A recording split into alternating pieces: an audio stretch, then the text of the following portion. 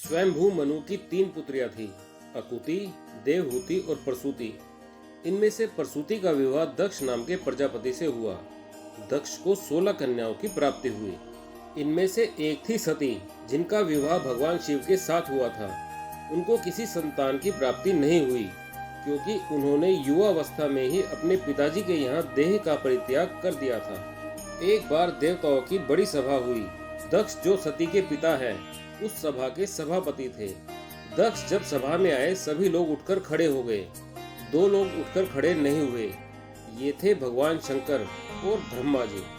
दक्ष ने सोचा, चलो ब्रह्मा जी तो पिता हैं, वे खड़े नहीं हुए तो क्या हुआ, पर शंकर जी तो दामाद हैं और दामाद पुत्र के समान होता है। दक्ष ने सोचा, मेरे आने पर ये खड़ा नहीं हुआ, ये कितना उद्दंड है। मैंने तो अपनी मृग नयनी बेटी का विवाह इस मरकट लोचन के साथ कर दिया। इसको तो कोई सभ्यता शिष्टाचार ही नहीं। इस तरह से दक्ष ने भगवान शिव को बहुत अपशब्द बोले। शिवजी का उद्देश्य दक्ष का अपमान करना नहीं था। वे तो ध्यान में ऐसे निमग्न बैठे थे कि उनको पता ही नहीं लगा कि दक्ष कब आया और गाली देने लगा। जब उनका ध्यान टूटा, तब उन्होंने देखा दक्ष अत्यंत क्रोधित होकर उन्हें गाली दे रहा है। शिवजी ने उन्हें कोई जवाब नहीं दिया। जब दक्ष ने देखा कि उसकी गाली देने के बाद भी शिवजी पर कोई प्रभाव नहीं पड़ रहा है, तब उसने हाथ में जल लेकर शाप दे दिया, आज के बाद किसी यज्ञ में तुम्हारा हिस्सा नहीं होगा। भगवान शिव तब भी कुछ नहीं बोले। दक्ष ऐसा शाप देकर सभा से चला गया। उसके बाद नंदीश्वर को क्रोध आ गया। उन्होंने दक्ष को शाप दे दिया, मेरे आराध्य को अकारण शाप दिया। तू इतनी देर से मैं कर रहा है। मैं शिव का ससुर हूँ, मैं सभापति हूँ।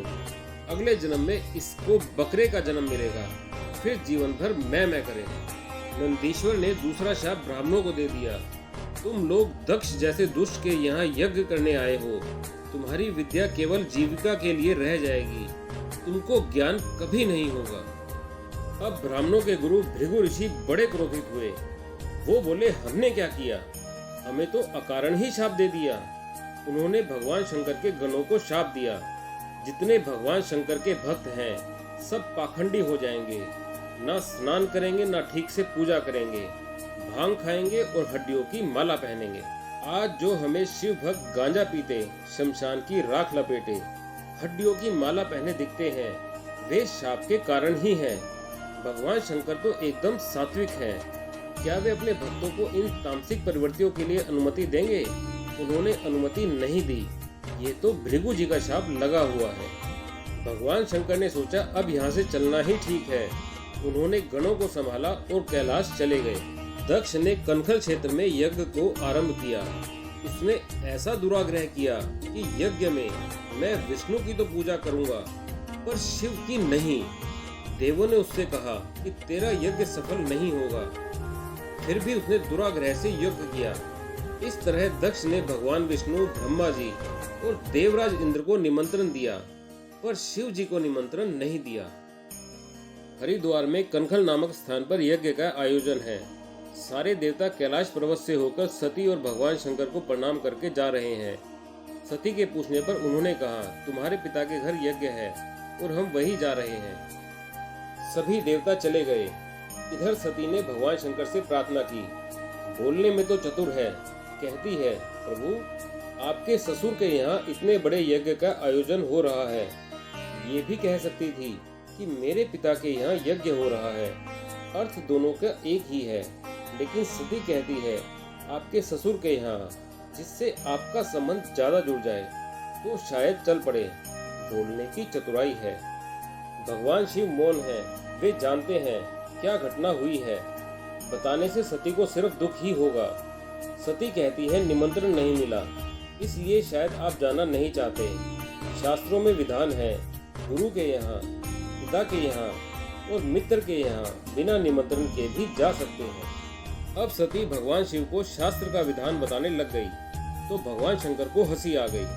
भगवान शंकर सोचने लगे कि सारे संसार को उपदेश तो मैं देता हूँ, आज सती मुझे शास्त्र का विधान बता रही है। शिवजी ने सती को समझाया, देवी तुम ठीक कहती हो, गुरु के यहाँ, पिता के यहाँ और मित्र के यहाँ बिना निमंत्रण के भी जा सकते हैं, पर यदि जानबूझकर निमंत्रण ना दिया गया हो तो बिल्कुल नहीं जाना चाहिए। क्योंकि उसके अंदर कोई ना कोई द्वेष है। वहाँ जाने से भलाई नहीं होगी।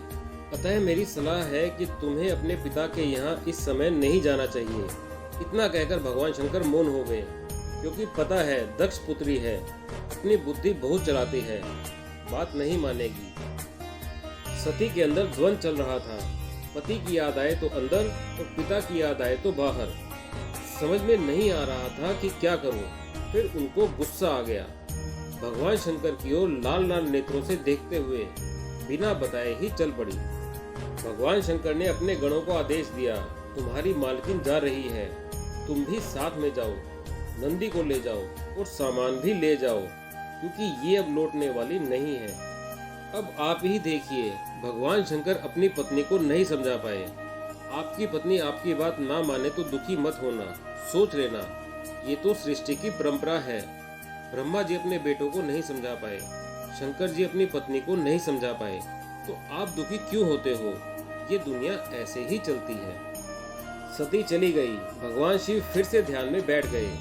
अपने पिता दक्ष के यहाँ जाकर सती ने देखा, भगवान शंकर का कोई हिस्सा नहीं था। भगवान शिव का अपमान किया गया है। यह सोचकर सती जी को क्रोध आया और उन्होंने अपने पिता से कहा, रे मूर्ख, क्या महादेव जैसा देवता इस दुनिया में कोई है?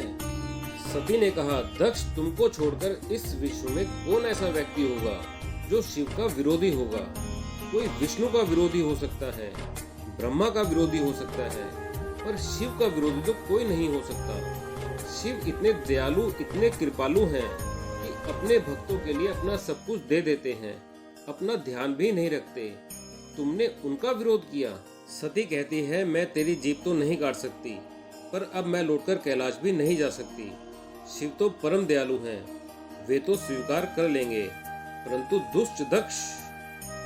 इसके बाद सती ने भगवान शिव का ध्यान किया और यज्ञ की उत्तरी दिशा में बैठकर योग के माध्यम से अग्नि को प्रकट किया और अपने शरीर को भस्म कर दिया। अब तो हाहाकार मच गया। शिव जी के रुद्र यज्ञ को विध्वंस करने लगे।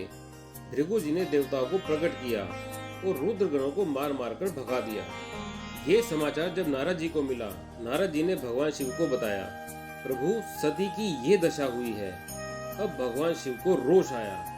शिव जी को अपने अपमान पर क्रोध नहीं आया, पर आज सती का अपमान हुआ तो भयंकर क्रोध आया। उन्होंने अपनी एक जटा उखाड़ी और जमीन पर पटक दी। उससे एक विलक्षण पुरुष प्रकट हुआ, जिसके 3 नेत्र थे, भयंकर विशाल शरीर वाला था, हाथ में त्रिशूल लिए। ये वीरभद्र भगवान थे। वीरभद्र ने शिव जी को प्रणाम किया और बोला, क्या आदेश है? शिव जी ने कहा, एक ही आदेश है, दक्ष को मार डालो, यज्ञ को विध्वंस कर दो। वीरभद्र जी उत्तराखंड होते हुए हरिद्वार की तरफ पहुँचे।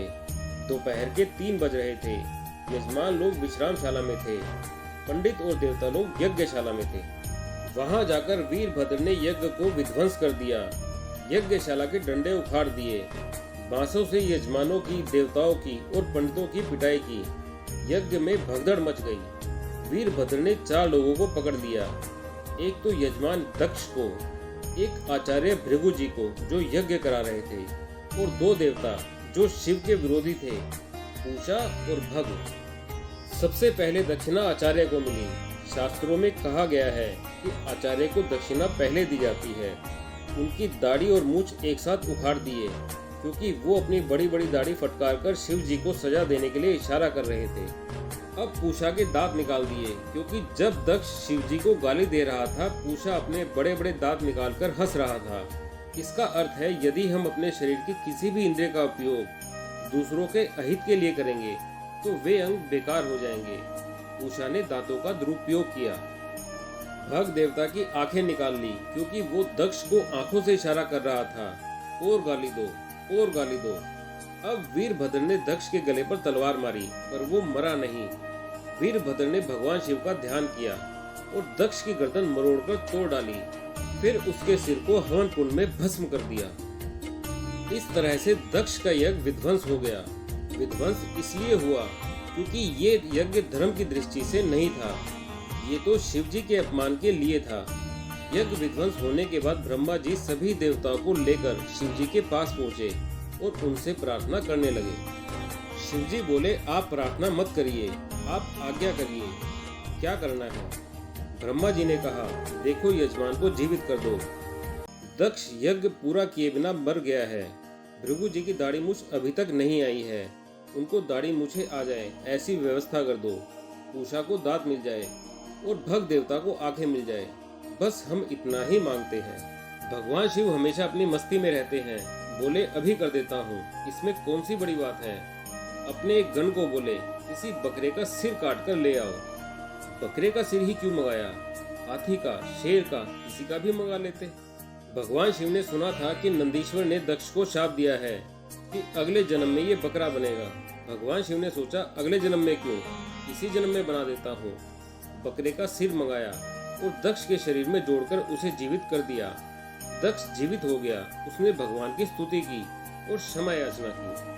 सती माता ने फिर से पार्वती के रूप में जन्म लिया, फिर कठिन साधना की और भगवान शिव के साथ उनका विवाह हुआ। अब उनकी बुद्धि अडोल थी। सती जी अपने पार्वती रूप में ज्यादा बुद्धि नहीं लगाती।